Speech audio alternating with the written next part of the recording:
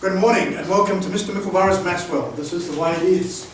Today I want to talk to you about differentiation by first principles. Okay, so here I've got a function. It looks like a quadratic function, 4x squared minus 2x plus 5. I want to find its derivative by first principles. So the first thing I note is that the derivative is equal to the limit as h goes to 0 of f(x plus h) minus fx all over h. Now when you're doing a problem, I'd expect to see that as a first line. It is quite helpful in that it leads you to easily see what the second line might look like. So unfortunately you need to repeat limit as h goes to 0 every time. What this is saying is we're going to take this function and modify it by replacing the x with an x plus h. Replacing the x with an x plus h in both cases. And then what we're going to do is subtract that function from what we just wrote down, place it all over h. Okay, so this one's going to look like this. I'm going to use square brackets, x plus h all squared minus 2 x plus h minus, plus 5. Close your square brackets, subtract the original function. Okay, so the original function was 4x squared minus 2x plus 5.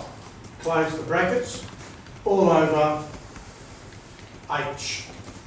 Alright, this is going to be lengthy and messy, so you've got to be just a little bit careful. Limit as h goes to 0. I've got a perfect square here which I need to expand. So remember the saying there, it's the first term squared plus twice the product of the inside terms plus the last term squared, like so, minus, I can expand this bit out straight away, 2x minus 2h, careful of the negative sign there, negative times a positive is a negative, and then plus 5. Okay, I don't really need that square bracket, so and I can get rid of these brackets here.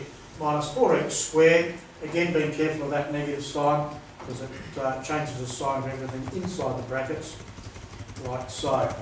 Okay. Very long vernaculum, that's called a dividing line there.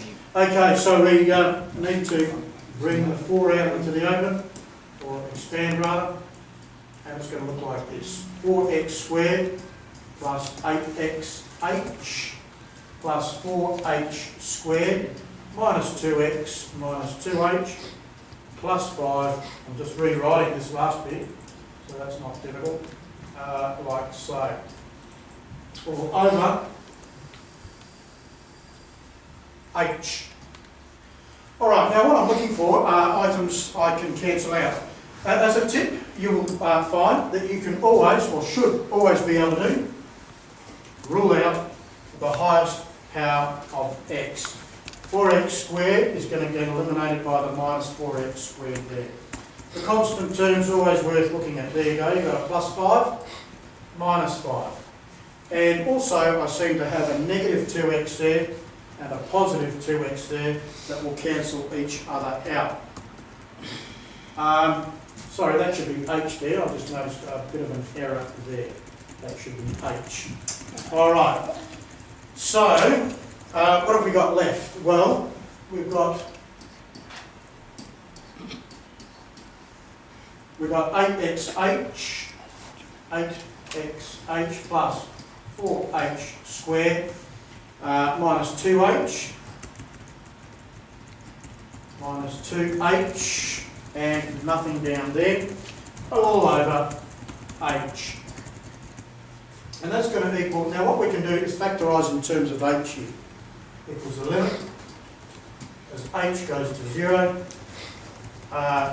taking the h out and factorising, we've got 8x plus 4h minus 2 all over h.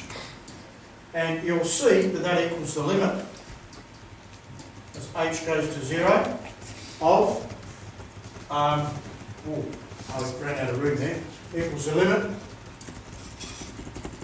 as h goes to 0 of 8x